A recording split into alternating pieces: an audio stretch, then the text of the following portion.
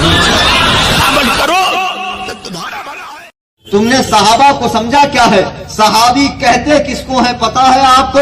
صحابی اس خوش نصیب مسلمان کو کہتے ہیں جس نے رسول اللہ کا زمانہ ظاہری پایا ہو، حیات ظاہری کا زمانہ پایا ہو، سرکار کی بارگاہ میں حاضری دی ہو، سرکار کے رخ والضحا کو دیکھا ہو، زلف واللیل کو دیکھا ہو، سرکار کی بارگاہ کرم میں بیٹھا ہو، سرکار کے ارشادات عالیہ سے مستفید ہوا ہو۔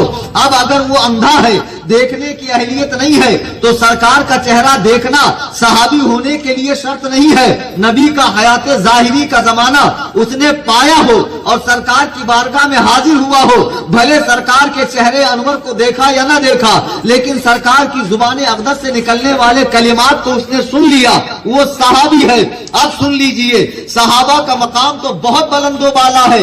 ایک ادنا درجے کے صحابی، صحابہ میں تمام صحابہ ایک مرتبے کے نہیں ہیں، جیسے نبیوں میں تمام نبی ایک مرتبے کے نہیں ہیں، جیسے ولیوں میں تمام ولی ایک مرتبے کے نہیں ہیں، اسی طرح صحابہ میں تمام صحابہ ایک مرتبے کے نہیں ہے، صحابہ میں بھی مرتبوں کا فرق ہے۔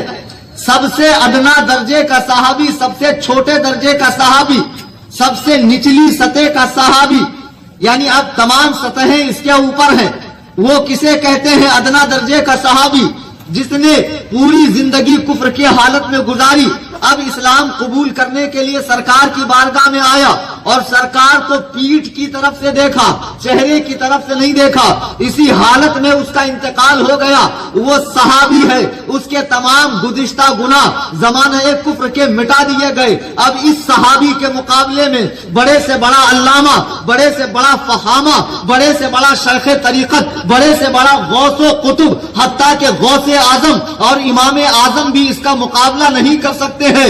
ارے ادنا درجے کے صحابی کا یہ عالم ہے، اور امیر معاویہ تو کاتب وحی ہیں، رسول اللہ کے بارگاہ کے حاضر باش ہیں، سرکار دو عالم صلی اللہ علیہ وسلم کے نکاح میں ان کی بہن ام حبیبہ ہے۔